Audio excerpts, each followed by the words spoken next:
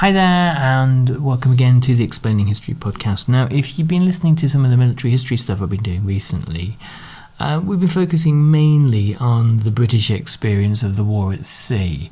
And you can't really talk about that in any great depth without looking at the U-boat campaign against Great Britain during the Second World War, one which had been nearly as deadly to the British Isles during the First World War as well.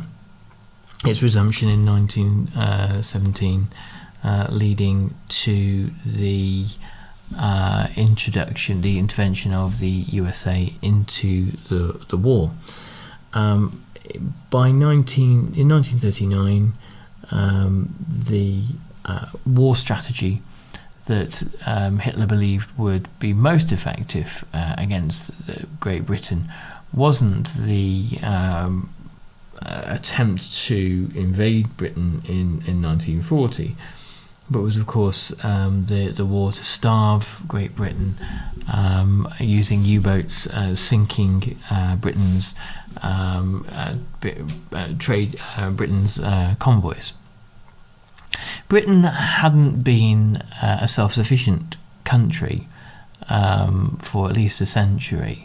Of course, the decision to switch to being a free trading country in the 1840s, which brought greatly reduced food to Britain and improved living standards, and of course Britain's empire, from which Britain benefited from cheap foods, but mainly from the United States and its huge farming surpluses, meant that British living standards were conditional on imports, and this was Britain's Achilles heel. So we're looking at, as we normally do, at Max Hastings here and the war at sea. And in it he writes, while Germany's capital ships commanded the headlines, and obviously means battleships like the Bismarck and the Tirpitz and the Scharnhorst and the Prince Eugen and things like that, and their sorties inflicted some injuries, Axis submarine and air forces represented a much graver long-term threat, and the men of both arms displayed courage and skill.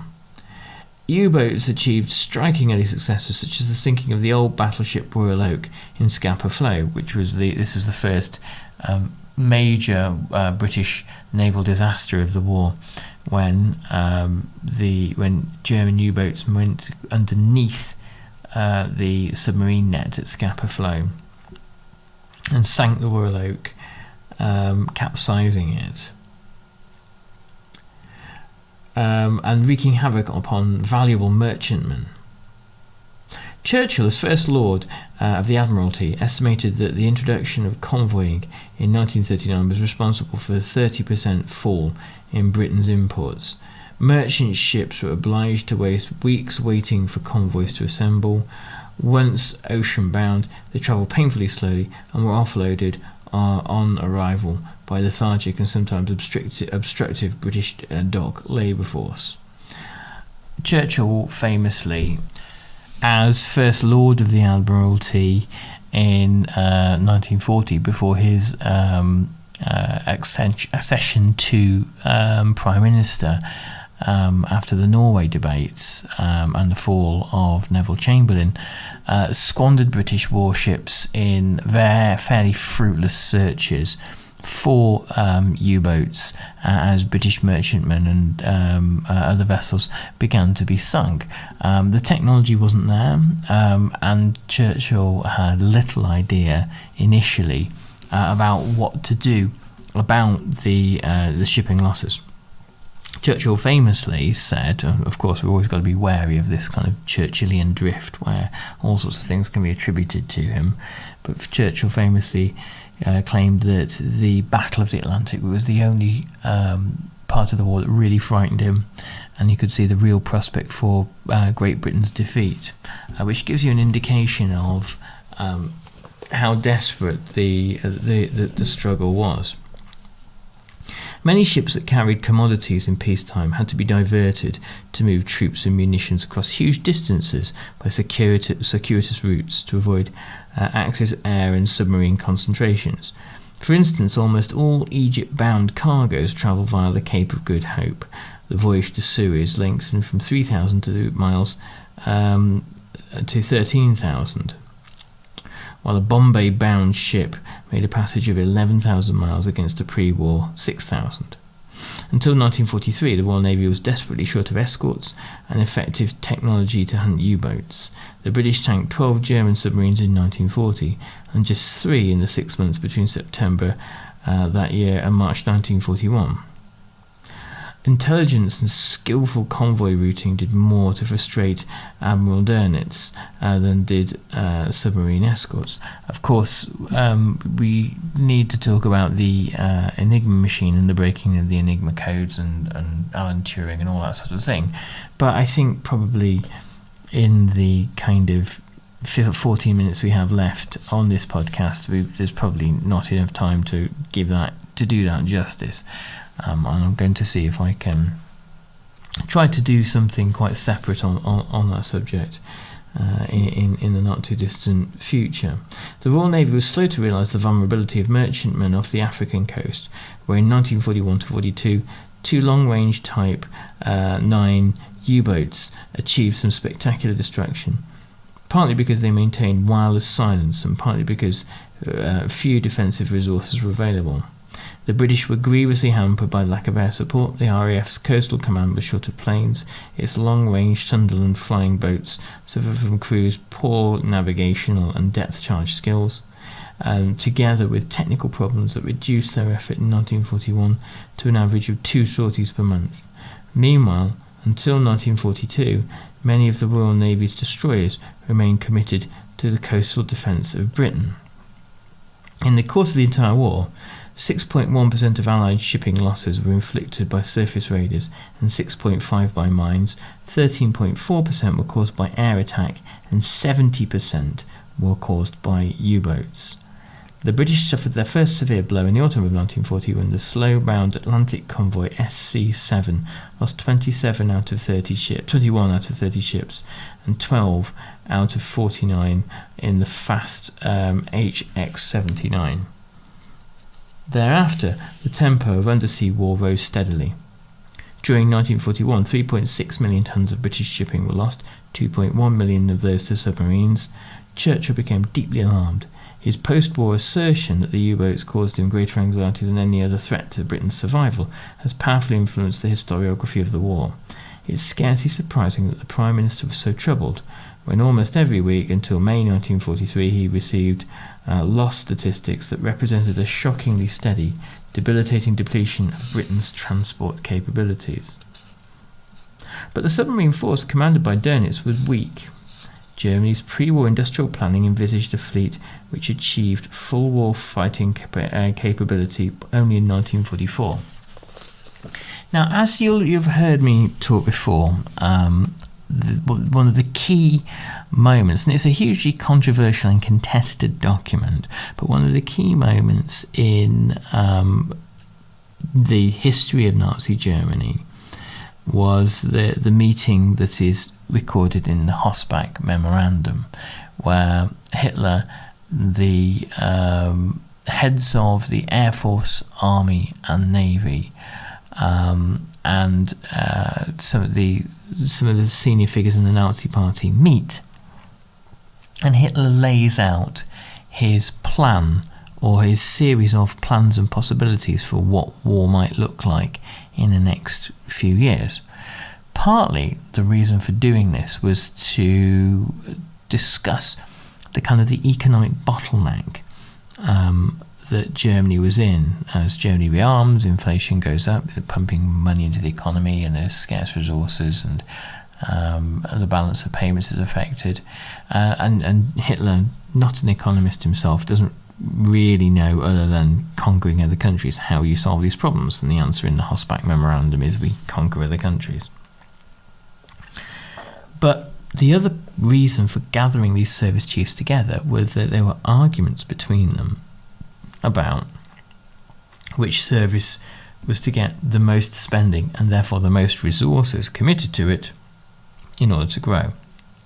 Hitler's kind of favourite service was obviously the Wehrmacht, the army. Second to that is the Air Force.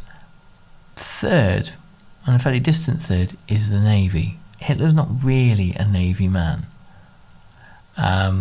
Hitler didn't build any aircraft carriers, for example, and there are battleships, but to some extent these are prestige projects and not really at the forefront of Hitler's thinking.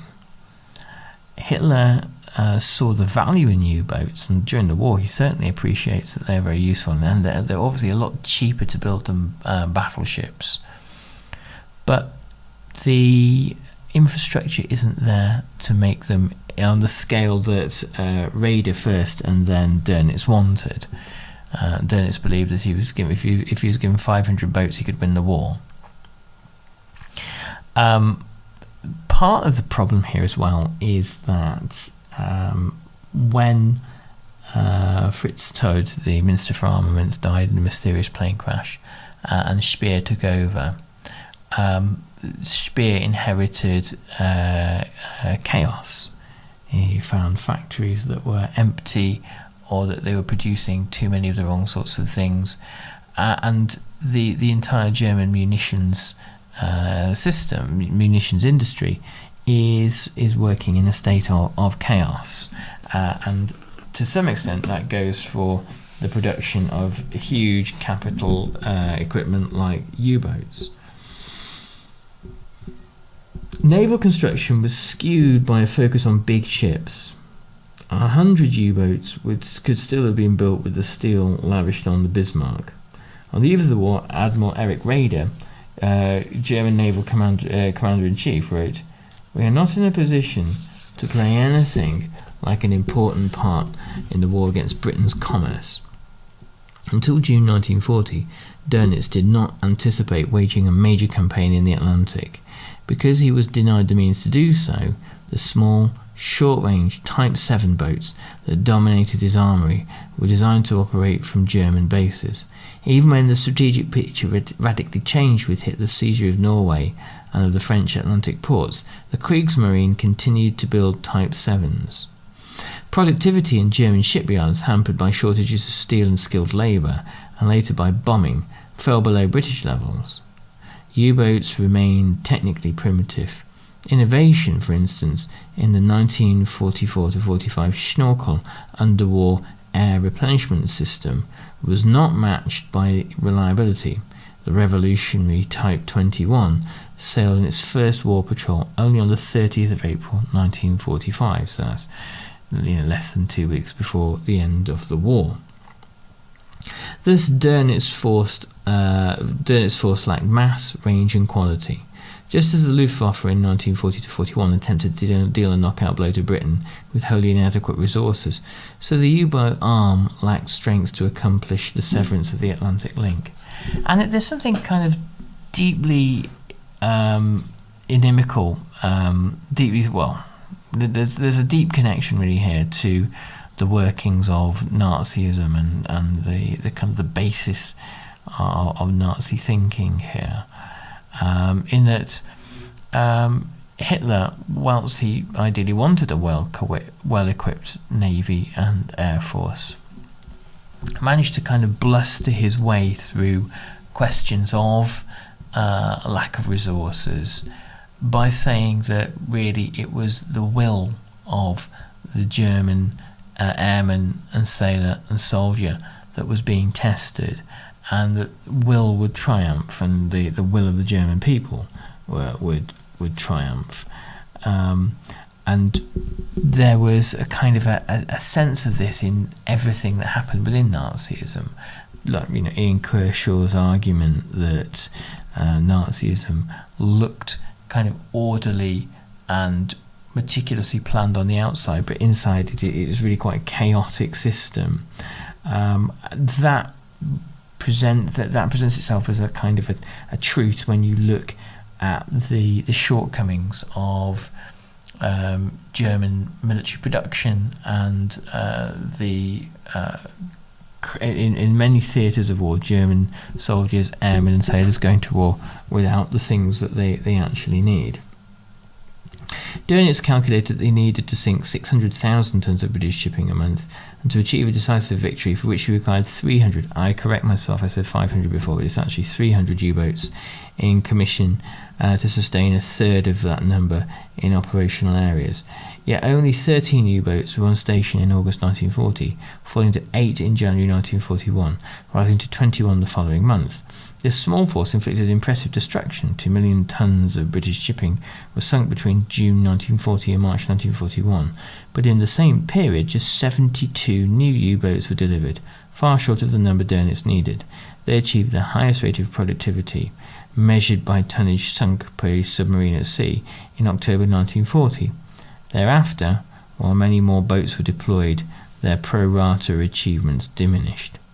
As the war developed, the Allied navies grew apace in skill and professionalism, and the quality and determination of U-boat crews declined. One by one, Dönitz's aces were killed or captured, and the men who replaced them were of lesser caliber. Submarine crews had short life expectancies at sea. In 1940, the submarine crew captains were almost celebrities in Germany. They were considered to be heroes and fated by Hitler, who had a sudden new appreciation for the U-boat. But they had their war was going to be a kind of an uphill struggle when they had to face the combined intelligence and technology capacity of the United States Navy and the British Royal Navy that learned quicker and quicker how to use ASDIC and other sonar based systems and aircraft spotting and depth charges in order to quickly find and eliminate U-boats. German naval intelligence and grasp of Allied strategy, tactics and technology was chronically weak. Again, British signals intelligence, Bletchley Park, that broke the Enigma codes, was streaks ahead of Germany, and the ability of the British also to mask their own intelligence coups and to prevent the Germans from working out what the fact that the Enigma codes had been broken was of fundamental importance. So we'll talk some more about this in the coming weeks or so, and I've got some really awesome new stuff to bring you. Particularly, I'm really excited to be bringing you Mike Davis's Set the Night on Fire, which is a radical history of Los Angeles in the 1960s. Anyway, we're gonna pause there. Thanks very much for listening, everybody, and I hope you find this useful. You check us out on explaininghistory.org, and there's always the Patreon there for anyone that would like to donate to keep the podcast going. Thanks very much, everybody. All the best. Bye-bye. One that's mirrored in the huge problems in the US healthcare sector and the difficulty that the seemingly intractable problem of attempts to create a free at the point of use healthcare service, which most of the modern countries in some way, shape or form enjoy. The implications for the rest of the world, as I said, are stark. The organisations and wealthy backers who have managed to overturn Roe versus Wade will now be immensely emboldened. Perhaps they won't succeed in Europe, but they will try. Of that you must be absolutely certain. And wherever you are, if you're not in the US, watch the media that you consume and look for the messages that will no doubt be kind of dropped into newspaper columns and leaders and here and in op-eds on TV shows and radio and podcasts because there will be an attempt to make the argument first for the curbing and reduction of abortion rights, and then perhaps an outright ban similar to Roe versus Wade. These things often tend to follow. And also, this might be a huge and important moment for the women's movement inside America and beyond. It's difficult to say at the moment. There has been, doesn't seem to have been the kind of spontaneous mass organising that happened when Trump was first elected in 2016. But give it time. It's only been a day or two, and no doubt there is a flurry of activity amongst the women's movements in America to organise some form of resistance. Okay, well, listen, I'm going to leave the update there. We're going to be coming back to that hopefully later in the week. Apologies, I've done fewer updates this week because, again, I've been suffering from long COVID and it's been kind of tiring. But, I'll get over that. Thanks very much, everybody. I hope you find this useful, and we'll be getting back to some regular history in a moment. All the best. Thanks. Bye-bye.